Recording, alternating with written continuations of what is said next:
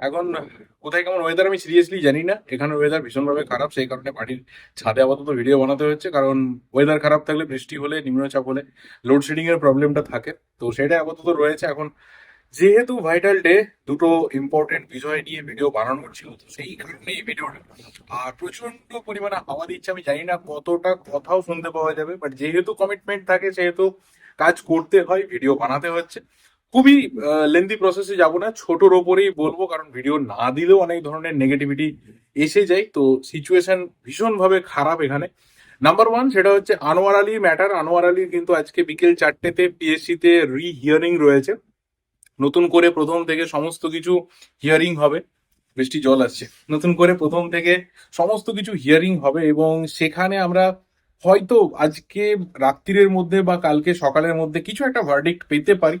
কিছু একটা ইন্টারিম অর্ডারও আসতে পারে, যে প্রথম বিষয়টা প্লেয়ার যেটা চেয়েছিল, অর্থাৎ মোহন বাগানের সাথে ইউনিল্যাটারালি কন্ট্রাক্টটা টার্মিনেট করে নতুন ক্লাবে সে যেতে চায়, বা তার মাদার ক্লাব দিল্লি এফসিতে ফিরে যেতে চায়, সেই প্রসেসটা প্রথমে হবে এবং তারপরে বাকি কিছু এগোবে। আর দিল্লি হাইকোর্টের তরফ থেকে যেটা পরিষ্কার জানিয়ে দেওয়া হয় পিএসসি কে, যে কোনো ধরনের গ্রাউন্ড ছাড়া কিভাবে এত কিছু রেডি হলো, কিভাবে এত কিছু তৈরি হলো, সেই জিনিসটা ক্ল্যারিফাই করতে বলা হয়। এবং সেখানেই বলা হয় যে পুরো বিষয়টাকে কিন্তু নতুন করে আফ্রেশ একটা হিয়ারিং করতে হবে এবং নতুন করে ভার্ডিক্ট নিয়ে আসতে হবে। এবং সেই কারণেই হিয়ারিং হয়েছে আজকে বিকেল 4টেতে পিএসসি তে।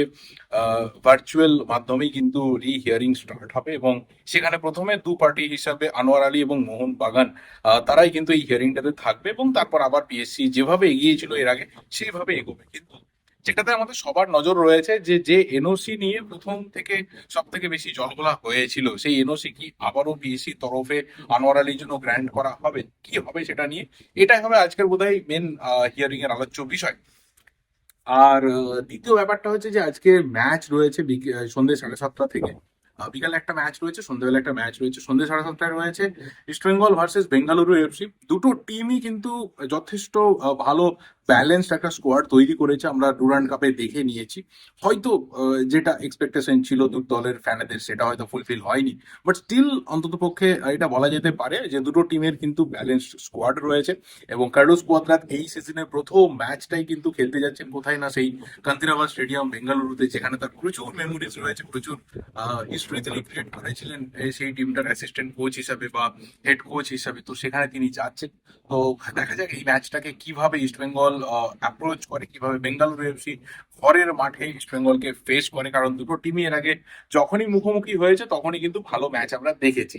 আর দুটো টিমের স্কোয়াড ওভারভিউ নিয়ে যদি বলি, তাহলে দুটো টিমে প্রচুর পরিবর্তন এসেছে। কোচরা কন্টিনিউ করছে, এবং তাদের কথা মতো, নির্দেশ মতো কিন্তু টিমটাতে প্রচুর চেঞ্জেস এসেছে। যেখানে বেঙ্গালুরু এফসি সব থেকে বেশি জোর দিয়েছে কিন্তু বিদেশি প্লেয়ার রিক্রুটমেন্টের ক্ষেত্রে, সেখানে প্রচুর চেঞ্জ এসেছে। মিডফিল্ডে এসেছে, ফরওয়ার্ড লাইনে এসেছে, এবং অবশ্যই সব থেকে বড় কথা যে ডোমেস্টিক এবং ফরেন প্লেয়ারের যে প্রপার কম্বিনেশনটা লাস্ট সিজনে ছিল না, জারাগোজার হাতে খুব একটা অপশন ছিল না, এবং তিনি মাঝপথে দায়িত্বও নিয়েছিলেন। সেখান থেকে অনেকটা বেঙ্গালুরু কিন্তু রিকভার করেছে। আর তার থেকেও বড় কথা, ইস্টবেঙ্গল এই সিজনে এখনো অব্দি ট্রান্সফার উইন্ডোকে যদি আমরা বিচার করি, তাহলে দেখবো সব থেকে বিজিয়েস্ট ক্লাব ছিল, এবং সব থেকে অ্যাক্টিভ ক্লাব ছিল, এবং সব থেকে ট্রান্সফার মার্কেটে সাকসেসফুল ক্লাব কিন্তু ছিল ইস্টবেঙ্গল। এবং সেই জায়গাটা যখন মাঠে কোথাও গিয়ে রিফ্লেক্ট হবে, ফ্যানেদের থেকে বেশি খুশি বোধহয় আর কেউ হবে না। কারণ ডিফেন্সের জায়গাতে প্রবলেম ছিল, মিটে গেছে। হেক্টর জুসের মতো চ্যাম্পিয়ন প্লেয়ার এসেছে। অলরেডি ব্যাপারটা পেন্ডিং, চলো ঠিক আছে, সেটা নিয়ে আপাতত আজকের ম্যাচের জন্য কথা বলে তো লাভ নেই।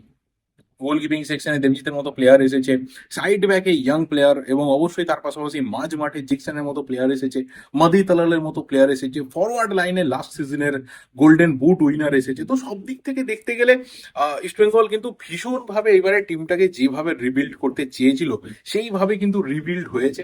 আর দুটো টিমকে নিয়ে তাদের ফ্যানেদের এক্সপেকটেশন তুঙ্গে রয়েছে, বা দেখা যাক বাকিটা যখন 7:30 থেকে খেলাটা হবে কি হয়। কারণ প্রথম দিনকে আমরা দেখেছি যে মোহনবাগান কিন্তু ঘরের মাঠে ফ্যানেদেরকে ভীষণভাবে হতাশ করেছে, এগিয়ে গিয়েও সেই লিড ধরে রাখতে পারেনি। ইস্ট বেঙ্গলকে নিয়েও আমাদের ভীষণ বড় আশা রয়েছে, এবং তার থেকেও বড় পাওনা এবারে যে মহামেডান স্পোর্টিং ও আইএসএল এ রয়েছে। তো বাংলার তিন প্রধানকে আমরা খেলতে দেখবো।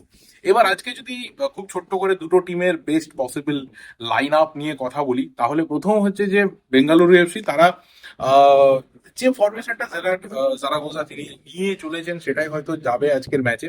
গোলে গুরপ্রীত সিং সান্ধু, একদমই তার ভালো পারফরমেন্স হয়নি ইন্ডিয়ান ন্যাশনাল টিমের জার্সিতে, বাট টিমের ক্লাবের হয়ে কতটা ভালো খেলে সেটা দেখার বিষয় হবে।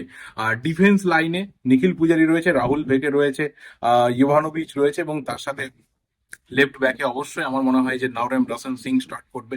এই চারজনকে দিয়ে তিনি শুরু করাবেন, এবং কোথাও টিম কিন্তু অনেক অনেক বেশি করে অ্যাটাকিং যে স্ট্র্যাটেজিস রয়েছে সেটাকে শুরু থেকে নেওয়ার চেষ্টা করবে। মাঝ মাঠে সুরেশ, পেদ্রো ক্যাপো, এই দুজনের উপর ভীষণ বড় দায়িত্ব থাকবে অ্যাটাকিং মিডফিল্ডে। আমার তো নগুয়েরা তার কোয়ালিটি নিয়ে আলাদা করে কিছু বলার নেই, এই তিনজন মিডফিল্ডে স্টার্ট করবে। এবং ফরওয়ার্ড লাইনের কথা বলি তাহলে সেখানে সুনীল ছেত্রী, তার সাথে অবশ্যই বিনীত প্লেয়ারটা ভীষণভাবে কিন্তু ডুরান্ড কাপে নজর কেড়েছিল, সেই প্লেয়ারটা স্টার্ট করতে পারে, এবং অবশ্যই হরহে পেরেরা ডায়াস। আমার মনে হয় যে এটা কোথাও আজকে বেঙ্গালুরু এফসির বেস্ট পসিবল লাইন আপ হতে পারে ইস্ট বেঙ্গলকে ফেস করার জন্য। এবং যদি ইস্ট বেঙ্গলের বেস্ট পসিবল লাইন আপের কথা বলি তাহলে অবশ্যই গোলে প্রভসুকন সিং গিল, চারজন ব্যাক সিস্টেমে প্রভাত লাকড়া, মার্ক জোধান পুজা, দুটো সাইড ব্যাকে, সেন্টার ব্যাকে অবশ্যই লালচুংডুঙ্গার সাথে হিজাজি মাহের। এই ক্ষেত্রে আমরা হয়তো হেক্টরিউস থেকে বেঞ্চে স্টার্ট করতে দেখতে পারি। এবং মাঝ মাঠে সাউল ক্রেসপো, তার সাথে জেকসন সিং, এবং সাউলের হাতে প্রচুর দায়িত্ব থাকবে।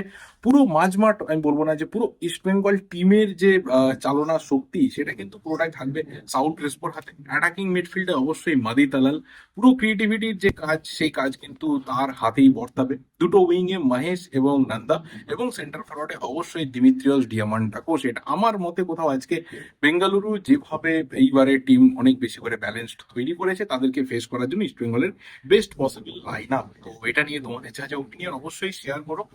আর দেখা যাক, ম্যাচটা দেখবো, এনজয় করবো, তারপর ওয়েদার এবং তার সাথে কারেন্টের মানে আমাদের ইলেকট্রিসিটির কি অবস্থা থাকে তার উপরে ডিপেন্ড করে ভিডিও আসা নির্ভর করছে। তো নিশ্চিতভাবে আশা করছি যে ওয়েদার ঠিক হয়ে গেলে ইলেকট্রিসিটিও ঠিক হয়ে যাবে, এবং তারপর ভিডিও দিতে পারবো। অনেকটা সময় বাকি রয়েছে। এই ভিডিওটা এই অবধি, ভালো লাগলে লাইক করো, কমেন্ট করো, শেয়ার করো। দেখা হবে পরের ভিডিওতে। আর এই সিচুয়েশনে এইভাবে ভিডিও বানাতে হচ্ছে, সরি ফর দিস, ক্ষমা করে দিও। Thank you and good bye.